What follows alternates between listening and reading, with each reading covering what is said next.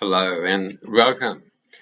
I'm James Brown, the CEO and founder of SDA Plus, an exciting new venture in the SDA space. SDA Plus is the most unique and innovative model for creating specialist disability accommodation in Australia. I'd like to thank ARC Health for hosting this event and also for the invitation to join you today. In my presentation, I'd like to share with you a bit about my experience with the NDIS and also SDA, and share with you some of my views about the SDA and perhaps what may lay ahead and what you might expect out of the market in the time ahead. I have a couple of tools that I would like to share with you also, and perhaps these are useful to you in your SDA journey. I'd like to challenge some of the thinking around SDA and what it means. And whether you're a consumer helping someone in need or a leading business involved with SDA, I invite you to connect and join the new consumer-led SDA supply chain. Let me begin by sharing my background and experience and knowledge of SDA and the NDIS. For a number of years, I've been working in community housing as CEO of a community housing provider in Sydney, and things were going wonderfully well. I was an able-bodied, fit man with a family, and very proud and happy to be working in a sector helping people trying to find affordable housing. And as SDA emerged as an opportunity in the marketplace, spent quite a bit of time working with a number of different organisations to understand and learn about SDA and find ways to realise some projects and make that a reality for people with a disability. And things were going nicely on that front until November 2018.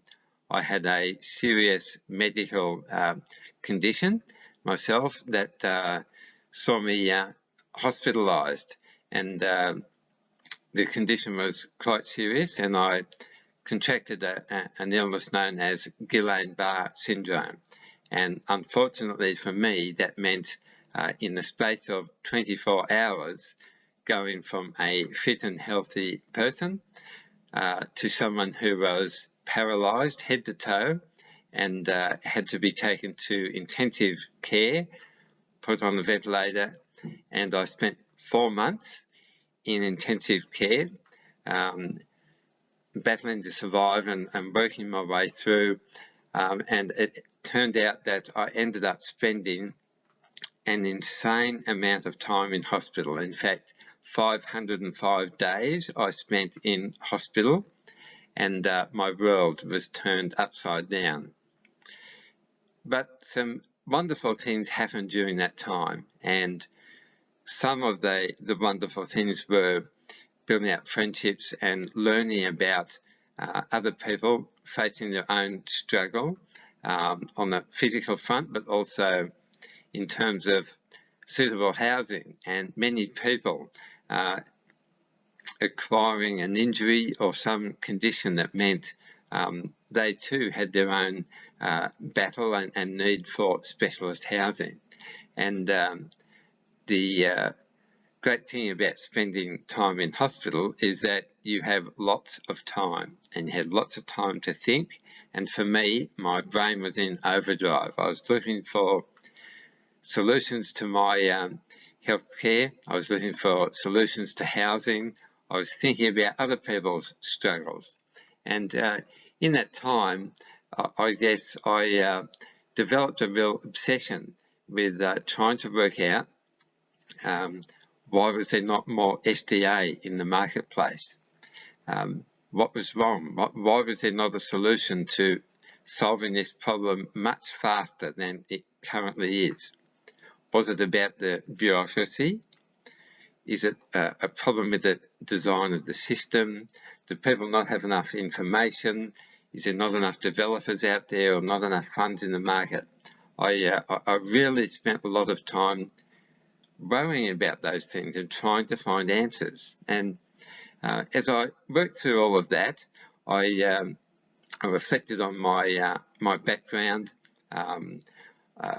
my technical knowledge of SDA, the struggle people had, my own lived experience and how I felt about trying to find my way in a new world for me with a new body and a new set of, I guess, experiences, but also limitations. And one thing I had during that time was lots of passion and energy, and really working through solutions to SDA was something that I became super passionate about. And I came to the conclusion, look, there's enough ingredients in the system here to solve the problem. So there must be a better way. There has to be a better way. And I made that my mission to set about finding that solution and promoting a solution.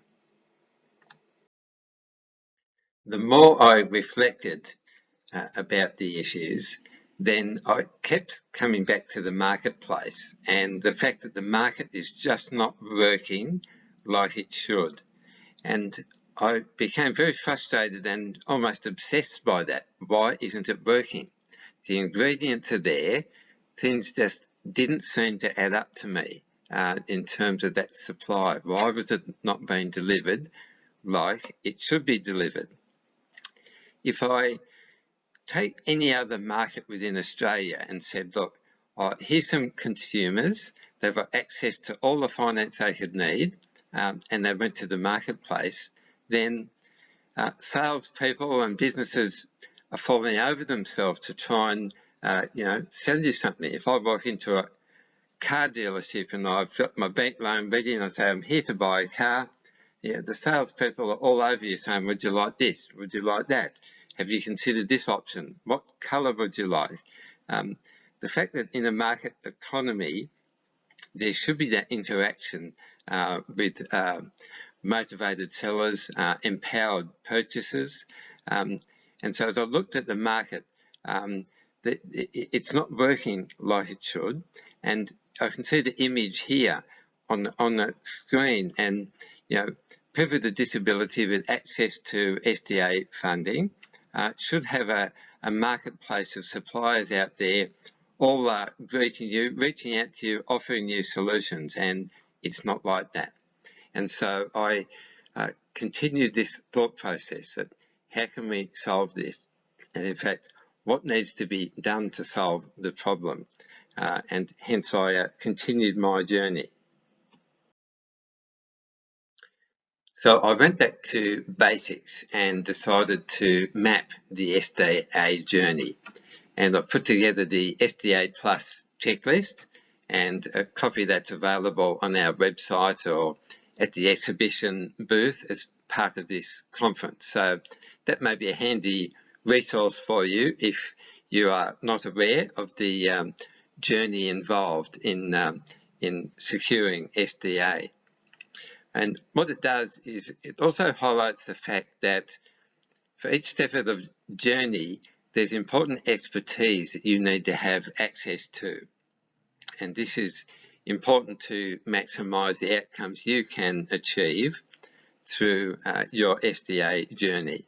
And so you need to reflect upon how you access that expertise, where do you find it, and it sparks questions about what else is important. So I encourage you to use the SDA Plus checklist, but also in preparing that, it dawned on me that I'd found what I believe is the missing piece to the jigsaw, and really it led me down the path to understanding and developing the SDA Plus model, which I believe is the response needed in the SDA market right now. The obvious solution staring me in the face was the fact that the SDA Plus market is actually a supply chain, but it's not a supply chain like we might know it in other sectors. So I spent a time, about 7 years, as an executive in my former working life in New South Wales Health. And part of my role there was heading up the purchasing and procurement function of important medical devices and supplies for the health system. And as part of that purchasing discipline is the fact that you need to engage suppliers that have a very efficient supply chain methodology, because that's important to guarantee the supply of important medical equipment when it's needed for patient safety and care. And if I think about other industries, say the supermarket sector, again, very efficient and well-developed supply chains from farmers to distributors, warehousing, shop fronts. There's a whole range of businesses involved, all working together, collaborating, and being part of a supply chain to deliver something of value to the consumer at the end. And it became obvious to me that we need to take this supply chain thinking into the marketplace and promote that in the marketplace. And essentially, there's still a major evolution needed in the market. There's some promising early shoots and developments of wonderful things happening, but nowhere near enough. So we need a new consumer-led SDA supply chain, and by that very discovery, I guess, set me on the path to creating and establishing this pathway known as SDA Plus. So I introduce that to you now, and that is your gateway into the SDA market. For consumers, SDA Plus and the philosophy behind it is to connect you to the best companies in Australia working together to meet your needs. And what we do is we search the market for you to help make those connections.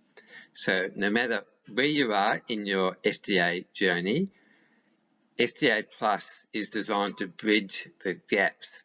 So SDA Plus will help you find a way even when it seems like there is no opportunity in your area. Connecting to SDA Plus is easy and it's free, and you can do that by visiting our website or giving us a call. So please do that if this is interesting to you. SDA Plus is also for businesses. In fact, it's for leading businesses in Australia, and it's only for businesses who have a strong consumer focus, who had some value to add to the consumer. So by joining SDA Plus, you can access a larger number of consumers needing services from businesses like you, but also SDA Plus facilitates collaboration and innovation, and that's rewarded under this model. Importantly, SDA Plus can save you time and effort, and it's a new way to connect to the marketplace. So connecting to SDA Plus is fast and easy, and you can do that by visiting our website or giving us a call today. SDA Plus is live now, and it's already helping people on their SDA journey. But when I think about the philosophy behind that and the consumer-led supply chain philosophy, what does that mean for the marketplace? If I consider that and I start thinking about how does that philosophy help you reflect on what's possible in the marketplace or what changes may be ahead, there's a couple of things that stand out for me, and I'd like to share those with you now. The first of these is time, and it will be no surprise to most of you that the SDA journey is long, it's drawn out, it's convoluted, it's complicated, and for many there is no endpoint. And the fact is, it doesn't have to be that way. But the supply chain view of the system uncovers some things about time, and the first obvious one is the planning aspects, application approval times. They're very long relative to the actual effort needed to construct new dwellings. So there's improvements that need to be made there, and that's obvious, and I believe that will happen. And it's interesting what response happened during this COVID period, how fast approvals were able to be turned around, because there were other imperatives to free up space in our hospitals, for example. So it is possible to make progress on these fronts, but we should expect that, we should promote that, and look for opportunities to do that. I think innovation in building is another area that I believe will see some improvement in the time ahead. Traditionally, traditional building methods have been used in this space, but in time there'll be other opportunities to make progress on this front, and whether that's new construction techniques like prefabrication and off-site construction methods is a way to fast-track the delivery of certainly some, if not all, of this type of housing. I think there's also opportunities by tapping into the town planning system, the approval system within councils, and in fact modifying existing DAs or finding ways to tap into already approved developments and tweaking those to accommodate some SDA properties. I believe that's a way to also streamline the process. If I think about the financing component, most of the finance tends to occur after key decisions are made about housing somebody. So whether that's banks or needing boards to sign off or business cases to be presented, there's a whole lot of finance approvals that in reality can be done upstream and pre-approved, and I think that then speeds the way for people who secure their SDA funding then have access to a pre-approved finance stream. Again, that lops often months off the process, and again those time savings are valuable for people in the system looking for housing. Consumer-led finance, I guess, is another area. Traditionally, investment in this area is investor-led. Investors make the decisions about where to build, what to build. Again, I think in time, the shift to consumer-led finance, where the finance may be tied more directly to the individuals to be housed, and the locations and the styles that they need, rather than being speculative. And the reality is, consumer-led finance is a lower risk investment. So I'd argue to the investment sector, that is a far better way to go to protect your investment into the future. And finally, the SDA plus philosophy, the consumer-led supply chain philosophy also tells us that there's opportunity to overlap certain tasks in that supply chain. So whether that's starting with funding approvals, with constructions ahead of SDA being approved, on the surface that might sound risky, but there's lots of things you can do that are, certain conditions, certain opportunities where it's obvious that SDA will be approved.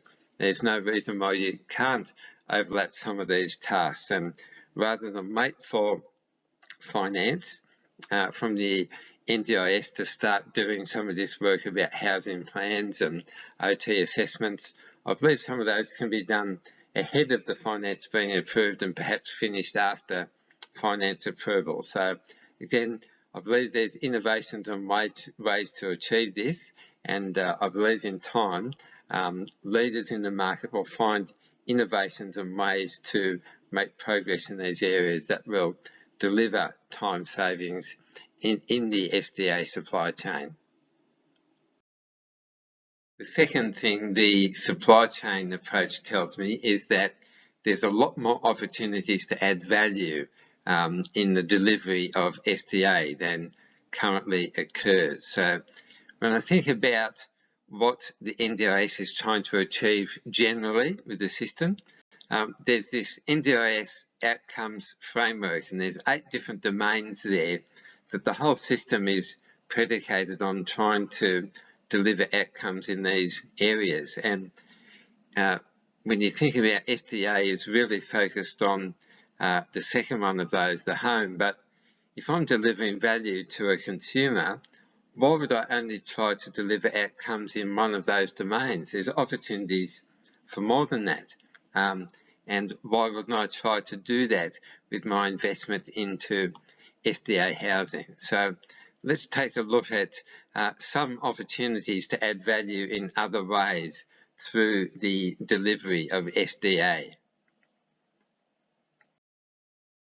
Value adding can come in a number of different ways. Quite often they can be enabled through very smart design and even just considerations for features that might be included in a house that potentially doesn't have to have a lot of additional cost. In some cases that may, but that also may be a valuable investment in securing a lifelong tenant. So when I think about some of those opportunities, you can see them on the screen here. So, providing office space enables people to work from home, or undercover barbecue area for social connections. So there's lots of different ways that features can be accommodated in a house that achieves other purposes other than just the housing purpose. And by offering this kind of value, businesses who play in this space then make their offerings so much more attractive to the the consumer, and that has a lot of benefits in terms of longer terms of tenure and better returns for the investor. And so very attractive, and I urge suppliers to look at these opportunities and to try and embrace them in delivering new SDA supply. The last couple there, I think I've included to try and draw attention to the fact that living costs are low. Living costs are expensive, and the need for lower living costs is very important for many people with a disability, often on very low incomes. And things like solar panels or ways to grow food or have cheaper water is all very valuable in terms of lowering the living costs for people with a disability.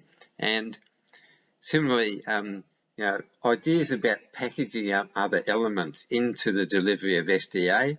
I don't think there's much of that yet, but it wouldn't surprise me to see innovations like that. So, for example, people who may choose to live in a rural area, if they have a disability, that can be very problematic in terms of accessing a whole lot of support services. But if housing in those areas were also packaged up with, say a motor vehicle or disability motor vehicle that then gave that person access to live on the farm, but at the same token get into town and attend other service appointments without exorbitant transport costs, that is an attractive package. And perhaps in time we might see some innovations around the packaging of other things that might create some value in that space. So I'll share those with you just to spark the idea that in time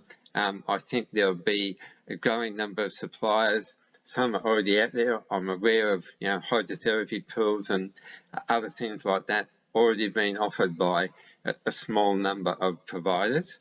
And as consumers, I think you should start to raise expectations and even requests for other features to try and squeeze a bit more value out of the delivery of SDA housing. With those thoughts in mind, I'll leave you now with the second tool available through this presentation, and that is the consumer-led challenge. So I put this together, and there's further details on my website and at the exhibition booth, to basically highlight some questions that a consumer might ask of the businesses that they're dealing with, and to really gauge and get a sense of how consumer focused are they through the delivery of SDA. And so providers who are offering stuff in this space should be more attractive to you, and I urge you to exercise your right to choice and control, and to really explore those opportunities in the marketplace. And there's a way to do that.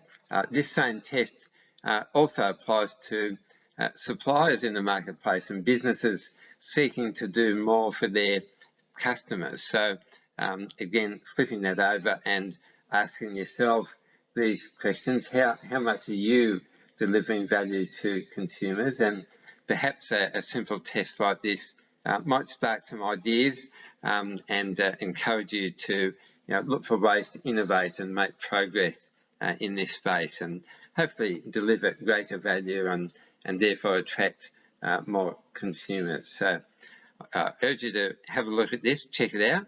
This is just a summary here to show you the sorts of things that might be tested if you're thinking about how consumer-led is the organisation that you're dealing with. That brings us almost to the end of this presentation, and I'd just like to recap briefly on a few key points for you. So SDA Plus is a new innovation in the market. It's a way for consumers to connect into the marketplace and find businesses prepared to offer more value and better service.